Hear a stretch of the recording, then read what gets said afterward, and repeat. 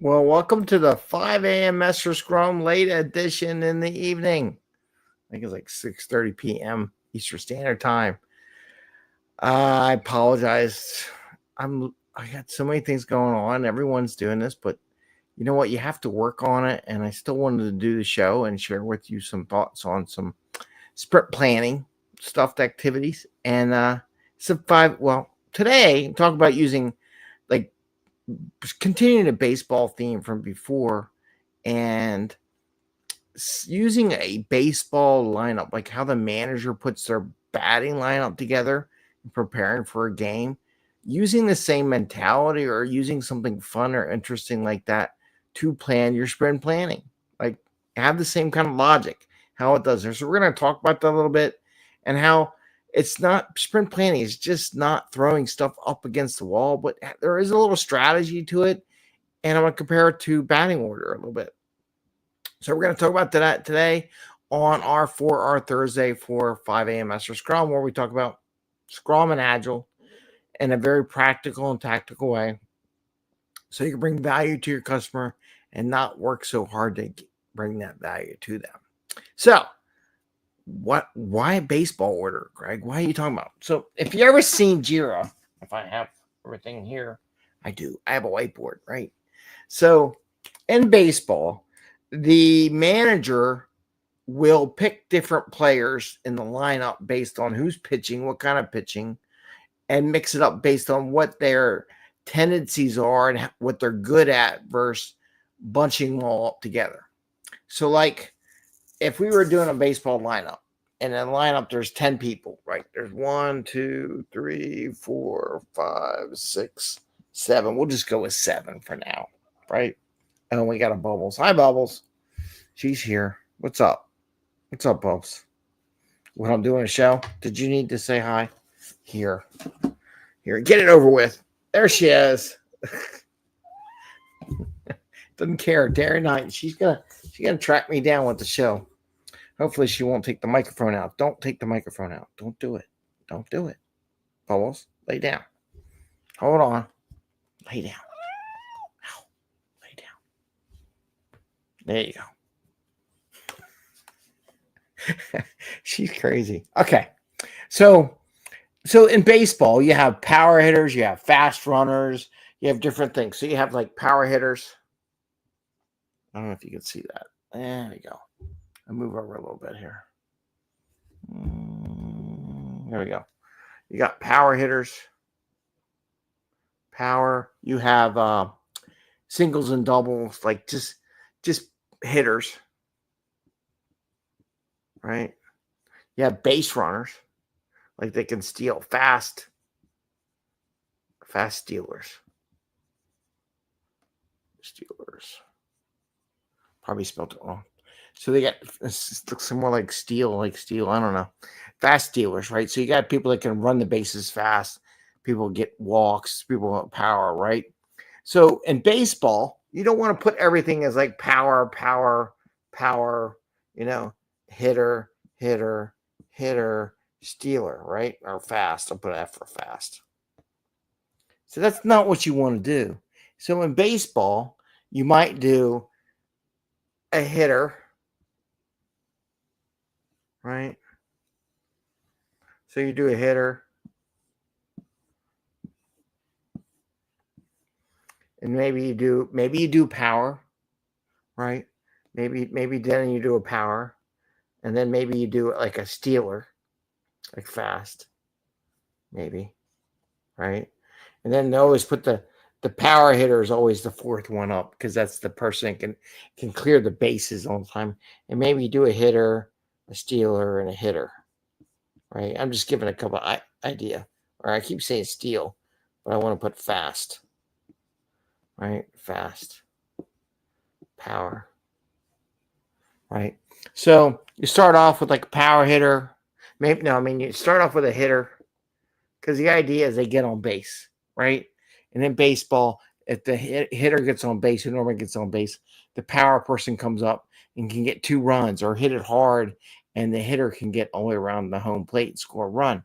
Same kind of logic goes with planning a sprint. You don't necessarily want to have all your big items, right? So let's just say, because I'm running on out of room here, but like you have big ticket items or things that will take whole time. So one of the things you consider when you do sprint planning with the requirements. So this is baseball, right? Baseball, right? And then requirements that you want to get done in a sprint, right? Some are large and complex, large, complex, that might take a couple people to do it or a longer time than normal to do. You have simple ones, small items, small issues, maybe just editorial, just things you want to fix or those small improvements, right? And then maybe you have bugs or the production bugs. Okay. Maybe you have some quick hitters. Maybe you have some fast ones, like fast things you could do, fast wins, right? To make the customer happy, something that doesn't take an awful lot of stuff, right? So now here I put I'm going to get rid of that word. So I'm going to do that. And then let's say in the case of this is a batter.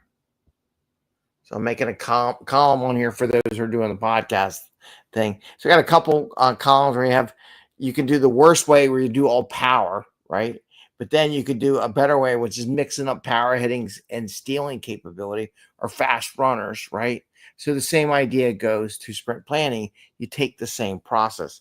So what you want to do is say, well, we don't want to do all large things. Like, so maybe I can fit 2 in here. Let's see if I can fit 2 in here. And it's going to be tough, but I'm going to do it. I'm going to do it. So when you plan your sprint, I want to put L for large, right? Small, bugs, fast, right? So I'm going to put, you don't want to, this is the bad way of doing it. I'm doing all my large ones first, right? And put a risk that I get nothing done. Maybe you get a bug. Maybe get a small one, and maybe you get a fast one at the end. So some people think, oh, let's all do the large ones first because they're high value. It's what everyone wants and stuff like that. But maybe they take more one sprint, right?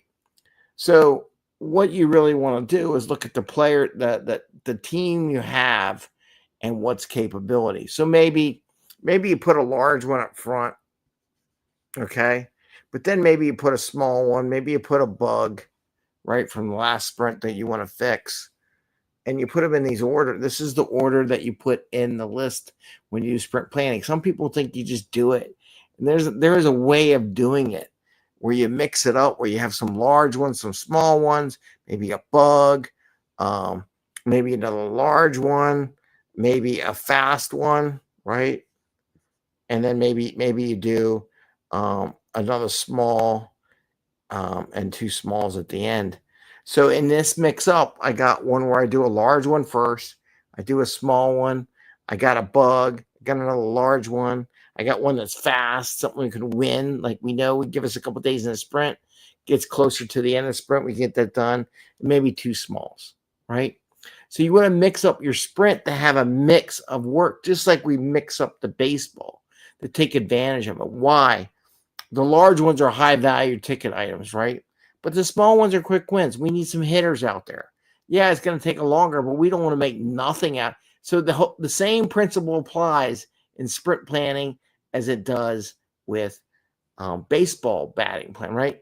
So if you did all power and no one got anywhere, and you got the hitters, and here I got a hitter.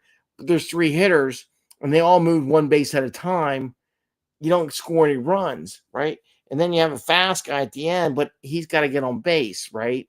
So you want to mix it around so the fast guy is on base already, and the hitter comes on and knocks them all around because they're so fast they can outrun people throwing the ball. Same process goes for sprint planning, where you don't want to do all your large items top priority so that everyone and people in your team are stuck with large issues. You want to mix it up Because if you did all large and then that, and you may not get nothing in the sprint.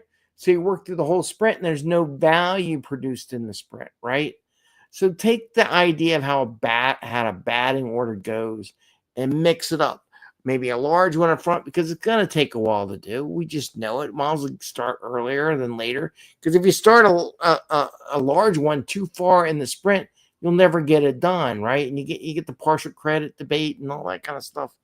So you put a large one, a small one that you know you can win. So you got something to demo at the end of the sprint. You don't come away at the end of the sprint with no demo, no review, nothing to look at. Maybe you do a bug in there just because you need to fix things right, you know. Maybe then someone picks up another large when we get there. So we got a couple large issues that are high value ticket items that we want to get done. Maybe you got a fast one in something that, yeah, we got a couple people, but maybe someone's moving off one of these other things. We can get another fast win, something we can do real quick just to make the customer and the business happy, because you know how they always want it. And then maybe you get a couple small ones towards the end. Don't put a large one. So the idea is that you get this whole thing, because unlike batting order, this is where it's really different from a batting order. Now, if I had a fast person here and they started the batting order with no outs, but then I have a power person that comes up or a hitter, they can hit that fast person around because they keep going around the batting order, right? However, in a sprint, we don't. This would be the last item at the very bottom that you would end up with. There is no going back to another large item, right? You want to just finish out the sprint with work that's completed in the sprint. So it's a little bit different towards the end of a sprint versus the end of a batting order, but basically the same idea is the same. And you know, you can use this as a metaphor for talking to your team about how to plan a sprint when they're all there. How do you mix it up? So you can, it's baseball season. Everyone's thinking about, so maybe you pick, like if you had the Phillies or your local team and you looked and everyone says, okay, little drill before we do sprint planning. How does this look? What would you call that? Okay. Now get the idea. So if I did the Phillies and I had Turner, who keeps getting hurt, but maybe my power person is Harper, right? Or maybe it's Schwarber, right? And maybe there's another fast person like a Stout, if you know these baseball terms, who they are. You mix it up. So maybe you look at the lineup for the team in the last game, and you go, everybody, okay, would you say they're faster, bigger hitters? How are they mixing it? What is the coach trying to do, right? Try to generate runs, right? And then say, okay, with that thought process, here's all the things we have on our list for the sprint to do.